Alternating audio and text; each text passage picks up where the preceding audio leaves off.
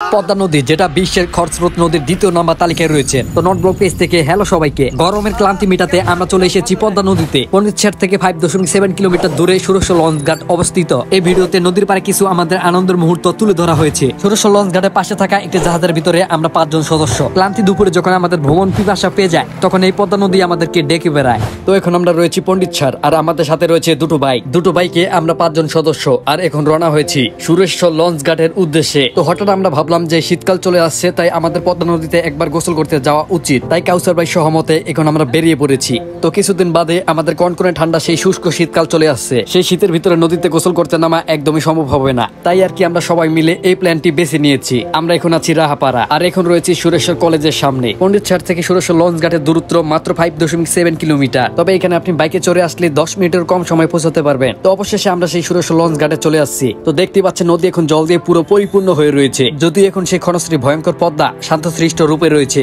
তবে নদীর এই রূপ মাত্র কয়েক ঘন্টায় পরিবর্তন হয়ে আসতে পারে। আমরা নদীর পার থেকে মাত্র কয়েক সেন্টিমিটার দূরে একটি জাহাজ ভিড়ানো দেখতে পেয়েছি, আর এখন আমাদের মূল উদ্দেশ্য হচ্ছে সেই জাহাজটির উপরে উঠবো। তো আমাদের মধ্যে থাকা 5 জন সদস্য সকলে সাঁতার প্রশিক্ষণ প্রাপ্ত রয়েছে, সুতরাং এখন আমাদের জাহাজটির উপরে যেতে তাই কোনো ভয় নেই। তবে ক্যামেরা ডিভাইসটি নিয়ে জাহাজের উপরে যাওয়ার সময় আমাকে একটু জোয়ারে কবলে পড়তে হয়। এই পদ্মা নদী বাংলাদেশের তীব্র ক্ষণশ্রী এবং ভয়ঙ্কর নদীর তালিকায় প্রথমে রয়েছেন। গত 2016, 17, 18 এবং 19-এ এই ধ্বংসাবশেষের মারাত্মক রেকর্ড রয়েছে। তবে বেরিবাদের আগে আমাদের নড়িয়াবাসীর কয়েক হাজার পরিবারের বাস্তবিটা খালি করে দিয়েছে এই পদ্মা নদী। তো অবশেষে এখন আমরা 5 জন সদস্য মিলে জাহাজের উপরে উঠে পড়েছি।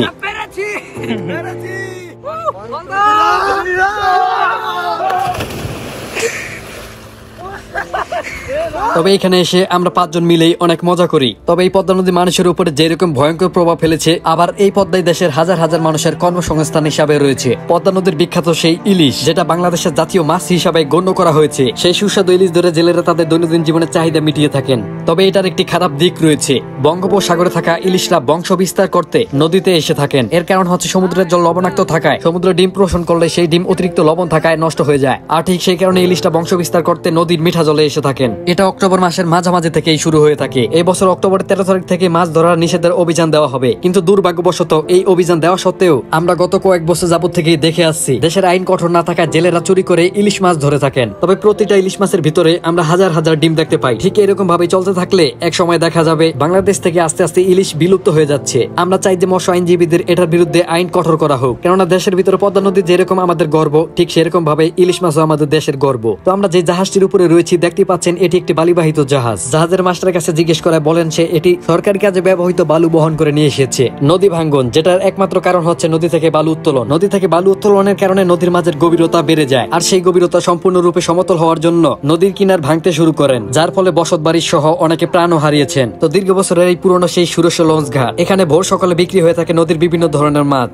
নড়িয়া থানায় মৎস্য বাজারে বিক্রি করা নদীর মাছগুলি অধিকাংশ এখান থেকে নেওয়া হয়। সুরেশ্বর লঞ্চ ঘাট, এই ঘাট থেকে লঞ্চ ছাড়া হতো সদরঘাট, নারায়ণগঞ্জ এবং চাঁদপুরের উদ্দেশ্যে। তবে পদ্মা সেতু হওয়ার পূর্বে বেশি হতো, এখন একেবারেই কম। লঞ্চে করে সুরেশ্বর থেকে ঢাকা যেতে প্রায় 4.5 ঘন্টার বেশি সময় লেগে যেত। সুরেশ্বর এই পদ্মা নদী বয়ে গেছে মাত্র কয়েক কিলোমিটার পশ্চিমে পদ্মা সেতুর নিচ দিয়ে, আর যানপথে সুরেশ্বর থেকে পদ্মা সেতুর উপর দিয়ে ঢাকা যেতে 2 ঘন্টা 30 মিনিটের কম সময় লেগে থাকে। তো এখন আমরা অনেকটা সময় নদীর জলে ডুবিয়েছি। আসার সময় কাউসার ভাই সাথে করে শ্যাম্পু এবং সাবান নিয়ে এসেছে। দেখতে পাচ্ছেন নদীর জলগুলি কতটা ঘোলা। এই জলের সাথে মাটি এবং বালি মিশ্রিত, যার কারণে জলগুলি ঘোলা হয়েছে। তাই এই জলগুলিতে ডুবিয়ে আমাদের মাথার চুলগুলি ময়লা হয়ে পড়েছে। আর এখন আমরা তাই সবাই মিলে কাউসার ভাইয়ের আনা শ্যাম্পু দিয়ে মাথা ধুচ্ছি। তো আপনি কি কখনো পদ্মা নদীতে গোসল করেছেন, কিংবা লাস্ট কবে গোসল করেছেন পদ্মা নদীতে? আমরা বন্ধুরা মিলে মাঝে মাঝে পদ্মা নদীতে গোসল করার জন্য এসে থাকি। বিশেষ করে গ্রীষ্মকালে পদ্মা নদীতে গোসল করার অনেক মজা। তবে সাঁতার না জানা ব্যক্তিদের নদীতে নামা একদমই উচিত নয়, কেননা প্রতি বছর আমরা নিউজ পেপারে দেখতে পাই নদীতে গোসল করতে এসে কিংবা নদীতে নেমে হারিয়ে গেছে অনেক ব্যক্তি, কিন্তু তারপরে জানা যায় তাদের ভিতরে অধিকাংশ লোকেরাই সাঁতার জানে না। অতএব সাঁতার না জানা ব্যক্তিদের জন্য নদীতে গোসল করা একদমই ঠিক নয়।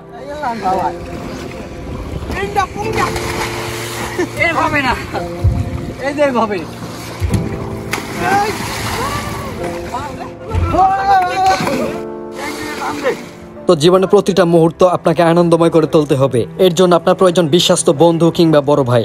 সময় সংকট এবং অর্থের জন্য প্রতি সপ্তাহে কিংবা প্রতি মাসে কক্সবাজার, কুয়াকাটা, বান্দরবন অথবা সেন্ট মার্টিনের মতো দর্শনীয় স্থানগুলিতে আমরা নিয়মিত যেতে পারি না, কিন্তু আপনি খেয়াল করে দেখবেন যে আপনার জেলায় বিভিন্ন ঘোরার মতো দর্শনীয় স্থান রয়েছে। সেই সব স্থানগুলিতে ঘুরলেই দেখবেন যে আপনার মন ভালো হয়ে গিয়েছে।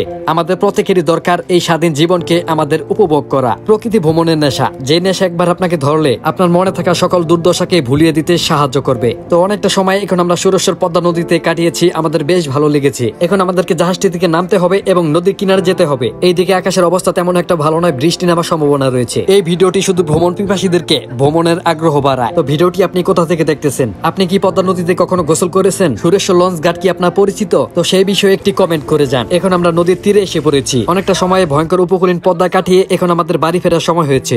তো আমাদের পরবর্তী ভিডিও দেখার জন্য নট ব্লগ ফেসবুক পেজ এবং junior Bear Grylls YouTube channel subscribe করে পাশে থাকুন। দেখা হবে নতুন কোনো ভিডিওতে, ততক্ষণ ভালো থাকুন, টাটা।